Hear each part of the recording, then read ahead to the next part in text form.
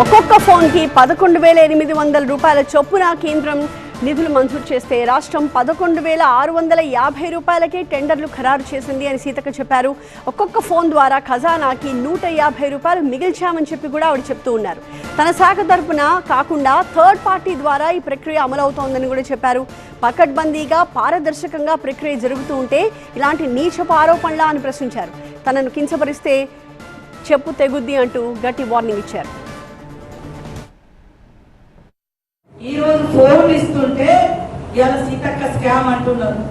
ఏ scam జరిగిందంటే వాడు ఏమంటారంటే మేము కేంద్ర ప్రభుత్వం మాకు ఇచ్చింది 11,800 రూపాయల మీరు ఫోన్లు కొనాలని ఇచ్చారు.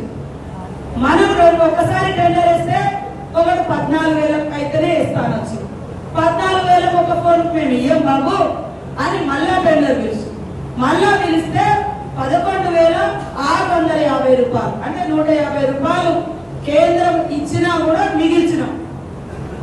ఇదే పక్క రాష్ట్రాలలో బీజేపీ రాష్ట్రాలలో కూడా 11,800 కొన్నారు, 700 కొన్నారు. మేము 11,650 కొంటే వాడు ఏమంటారు బీఆర్ఎస్ నాయకుడు BRS social media 14,000 కొన్నారంట.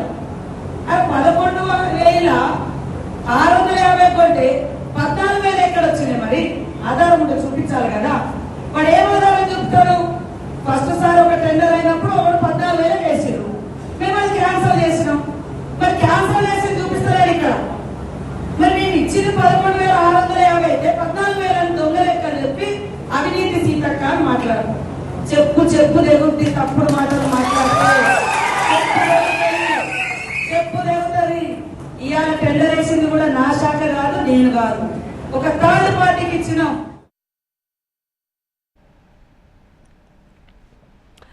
So Krishank చేసిన ఫోన్ స్కామ్ ఆరోపణలు చూసాము, దానికి సీతకి ఇచ్చిన కౌంటర్ కూడా చూసాము. మరి క్రిషాంక్ ఇతర ఆధారాలు ఏమైనా కూడా చూపిస్తారా? సీతక్క వ్యాఖ్యలకి ఇంకే రకంగా కౌంటర్ ఇస్తారో చూడాలి.